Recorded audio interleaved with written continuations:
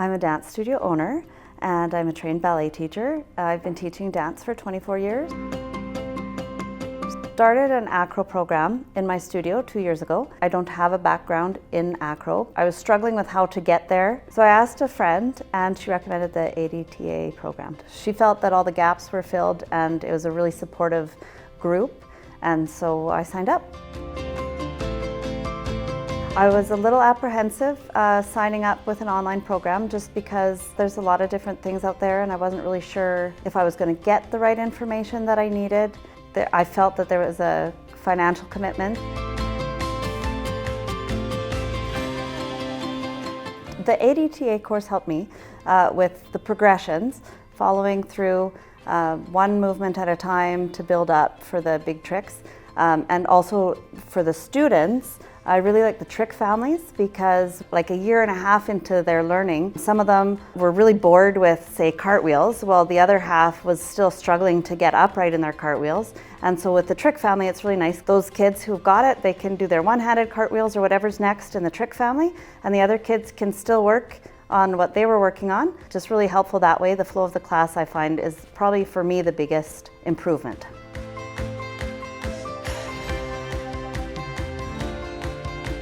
What I really like about the online course is that you get it a little bit at a time. I'm able to implement it into my class with my students and have that hands-on, have visual feedback from my own brain before I move on to the next elements, so that I don't feel flustered or overwhelmed and I'm not missing anything. The kids are getting step by step what they need for each trick.